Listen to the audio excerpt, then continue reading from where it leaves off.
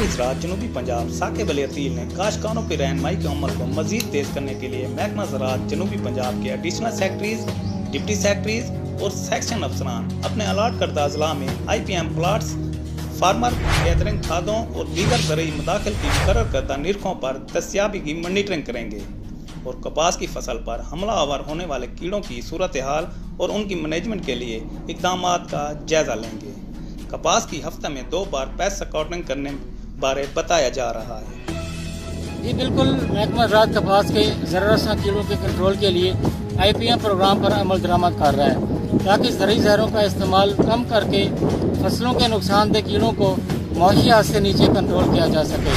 اس ضمن میں صوبہ بھر میں موجود 11 بایو لیبارٹریز کو اپ گریڈ کیا جا رہا ہے۔ نمائشی پلاٹوں میں کاشتکاروں کو حیاتیاتی طریقہ کنٹرول کے متعلق عملی آگاہی دی جا رہی ہے تاکہ IPM پروگرام پر عمل درآمد سے کاشتکاروں کی پیداواری لاگت میں کمی واقع ہو سکے۔ پیسٹ اسکاؤٹنگ کے نتیجے میں کپاس کی فصل پر حملہ آور ہونے والے کیڑوں اور سنڈیوں کے تدارک کے لیے بایو پیسٹی سائیڈ کے سپرے کرنے بارے آگاہی دی جا رہی ہے۔ کپاس کی بہتر پیداوار کے لیے محکمہ زراعت اپنی سرگرمیاں جاری رکھے ہوئے ہیں۔